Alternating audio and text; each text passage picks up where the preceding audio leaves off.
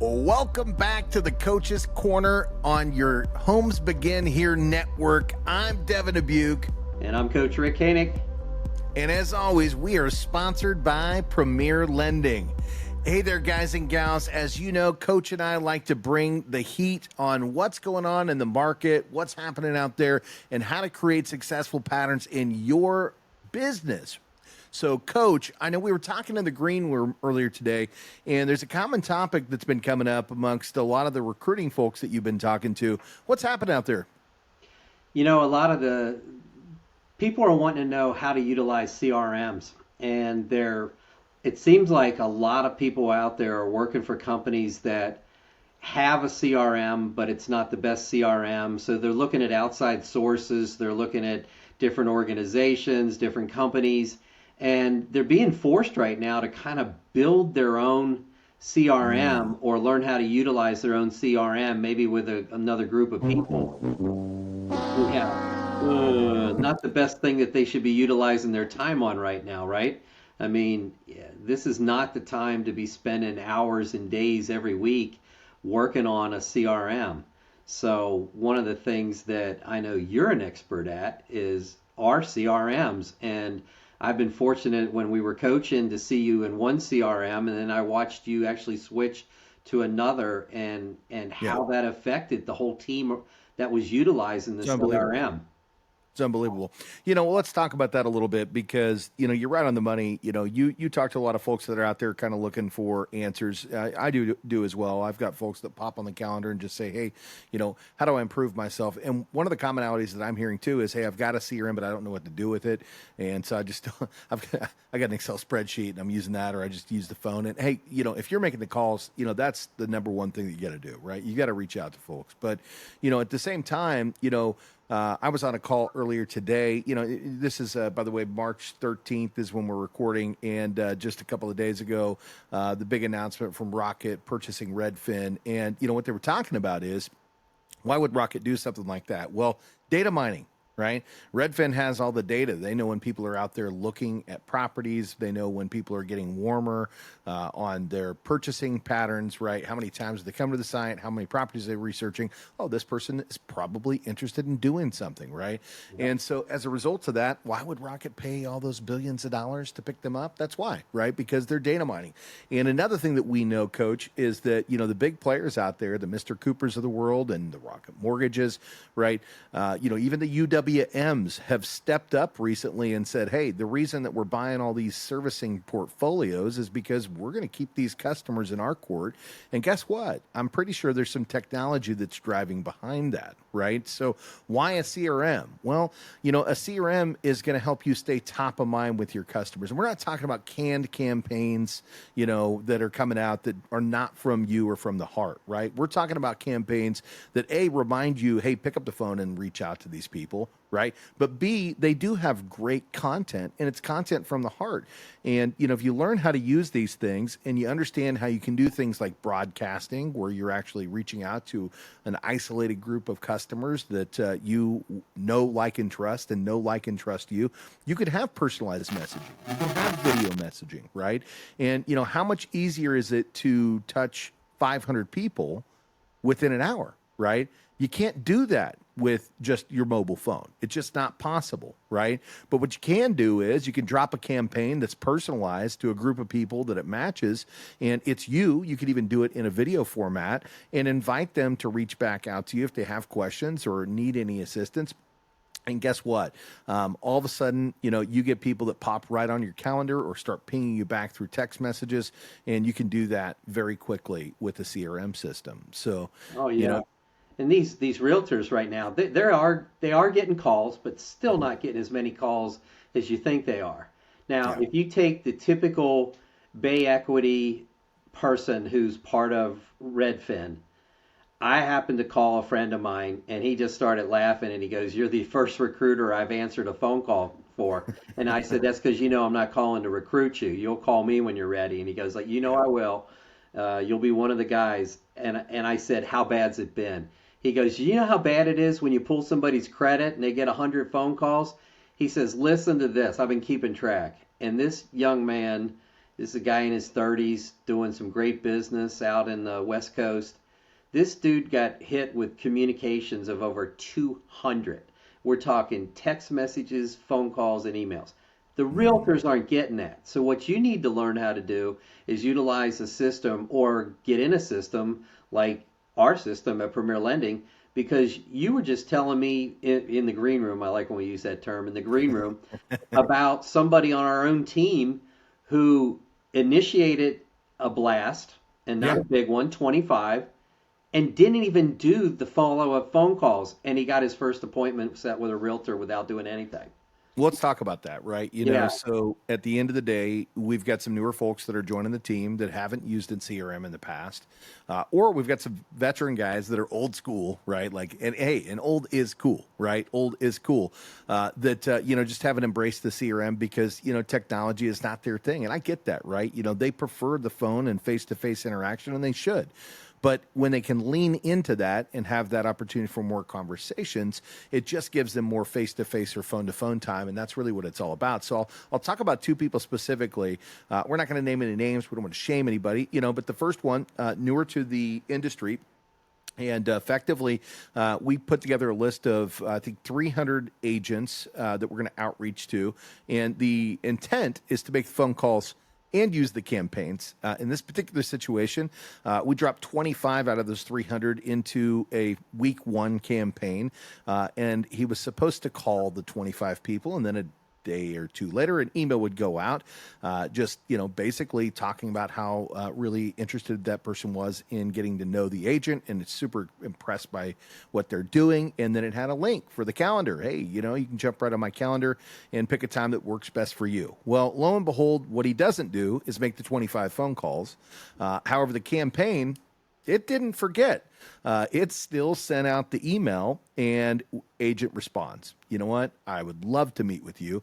And what do you know if that agent hadn't closed 32 buy-side transactions over the last 12 months, right? So, you talk about getting, a little nervous on the phones to reach out to these agents that are doing significant things in the industry. And here's an agent that's closing 32. Last time I looked, that's above average for an agent. And, they reached back out to him just based off of a campaign, didn't even pick up the phone and call. So, that's just the first 25, right? What happens when we launch the other 275 people in that campaign, right? And, we had a conversation today. Guess what? He made some phone calls this morning, booked another appointment. So, at the end of the day, the campaign preceded himself, and it wasn't a warm call anymore, or a cold call anymore. It was warm because they'd already got his email. So when he followed up with a phone call, they're like, oh, I know who you are, Jack. I saw you, right? So that's how you use a CRM.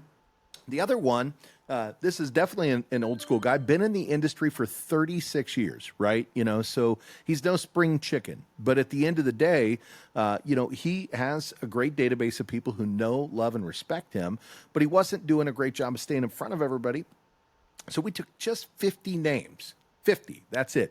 And in his case, we did a little more personalized campaign, right?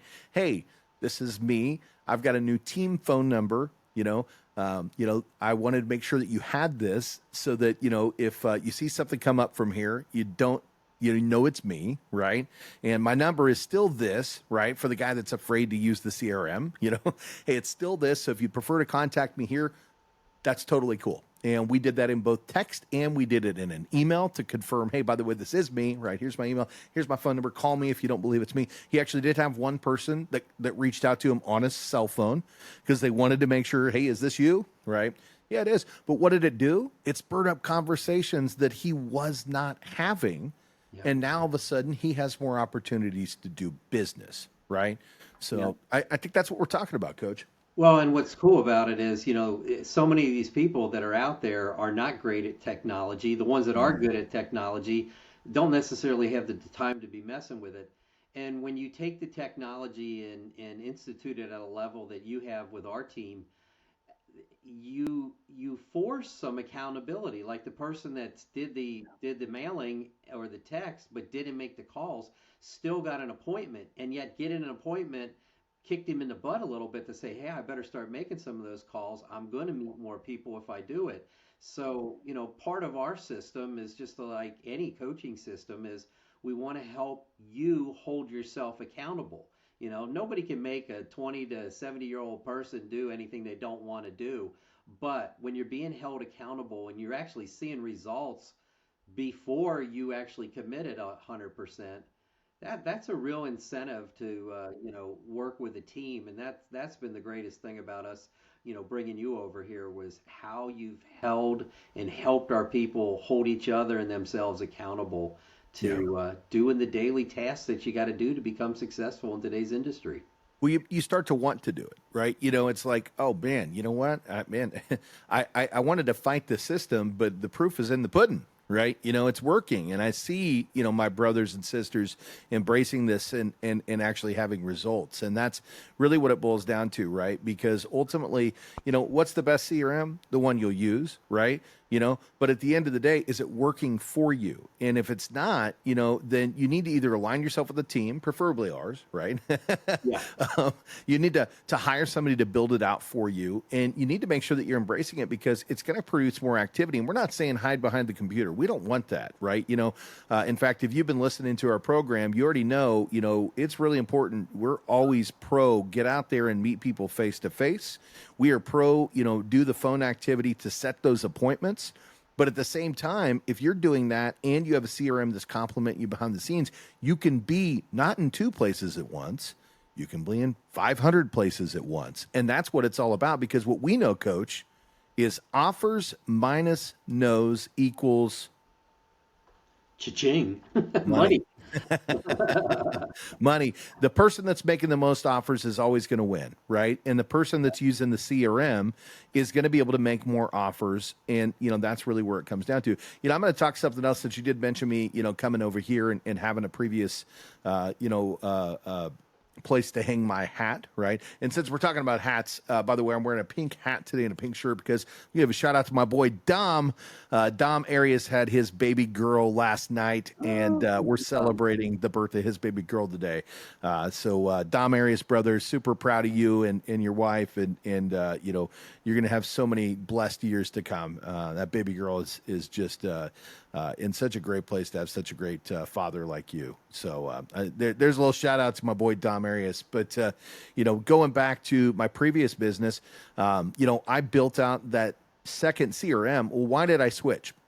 Coach, we had a great CRM. It did a lot of great things. The problem is that it didn't have the functionality to do the ringless voicemail drops. It couldn't do the mass broadcasting, where the loan officer had control of that. I could control it, but they couldn't control it, right?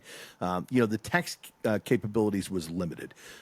Team communication was limited. So, it was time to freshen up the CRM. And, this is, I think, where things get really, really serious, right? So one thing we know is when we get leads from time to time, some LOs, not all, don't follow up, right? They just have bad habits and they don't do a great job. Maybe they call them once, but they don't always do a great job of calling twice, 3 times, 4 times, 5 times. But guess what? Again, your CRM doesn't know that bad habit. It's going to do what it's told to do, right? So to give you an example, just like we have this podcast, we've also got other ones that are directed towards, the consumers. We have clients that come to our website from time to time.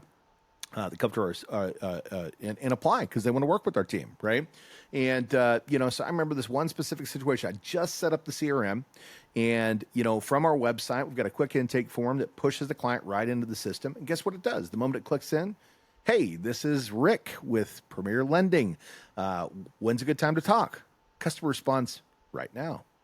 Guess what? Loan officer didn't respond.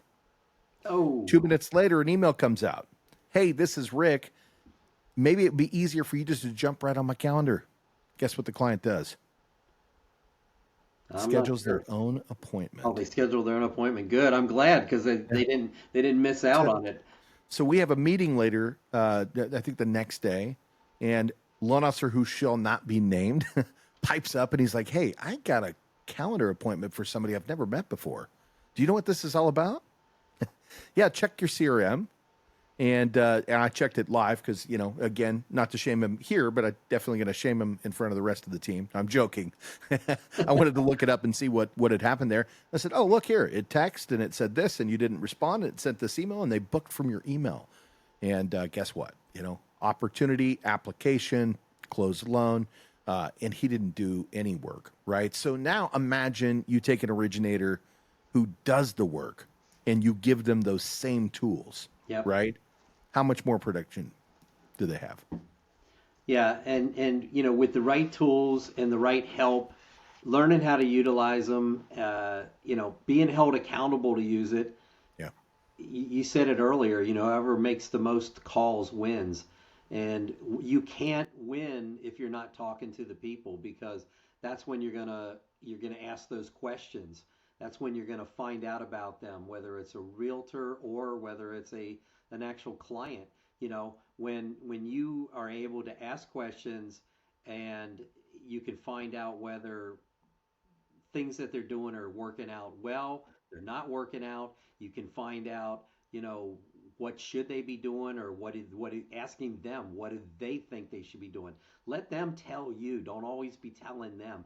Let them talk themselves out so that you have a complete game plan on how you can help them. Because when they get done, whether it's you asking them questions to just keep going deeper, or they bring the questions up themselves or ask the questions themselves, you put yourself in a position to become the product expert, or That's the it. you know the realtor expert, to help them grow, and you can become a realtor, whisperer.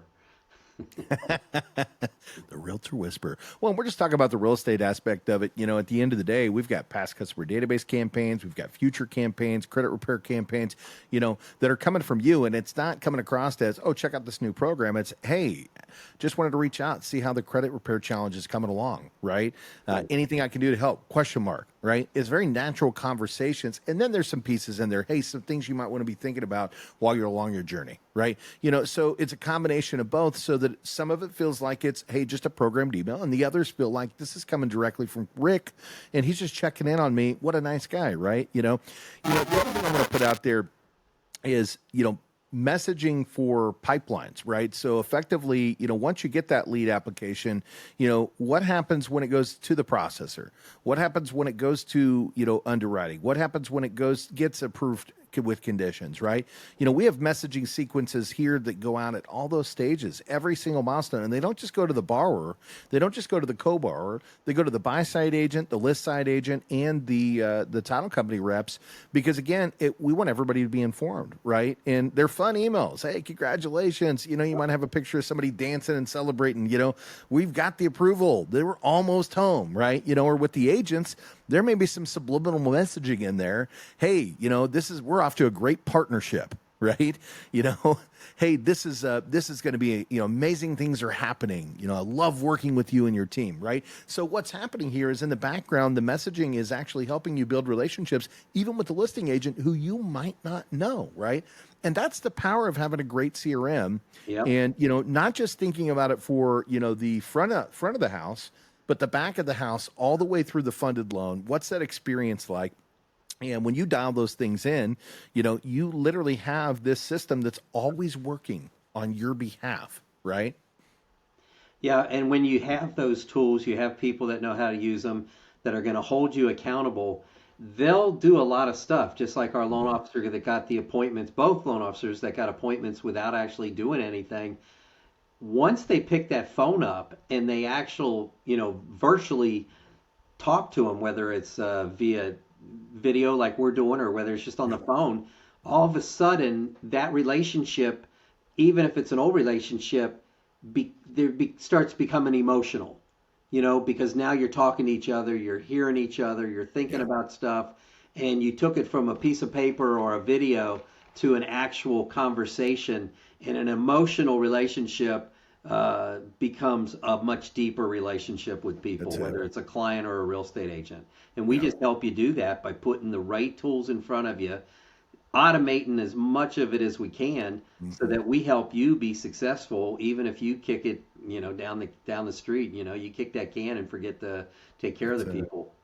Well, and automations that sound like you, right? Not like AI, not like a robot. These are automations that sound like something that you wrote, right? At the end of the day, and all it's doing is you got to fill in the blanks, right? I mean, we've heard about these systems that'll continue to have the conversation. We're not doing that because we want for you to have meaningful conversations. We want to have meaningful conversations with our agents, but at the same time, we want to make sure that if you do get tied up, working on something and don't have the time to reach out to everybody, the system's going to do that for you.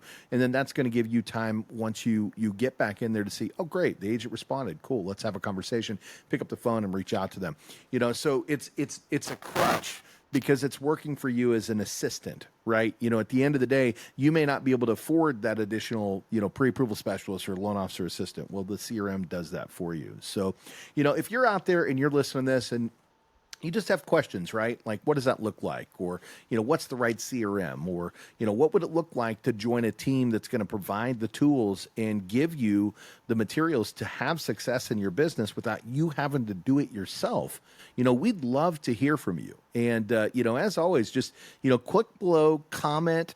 You can always jump right on my calendar or Coach Rick's calendar, right from the scheduling link. And, hey, if you're loving this comment, ask other people to join and watch this, right? Push this out to, your 5 closest loan officer friends that need to hear what we're talking about here because, we want to empower people, with success patterns that are going to help them really grow their business, right? That's what it's all about. And that's why we started the Coaches Quarter here. We appreciate you dropping in as always. And we're going to keep bringing stuff back to you every single week. So take what you love. And if you want to join a team that's going to provide that, we'd love to have you. So I think until the next one, Coach, I'm Devin Dubuc.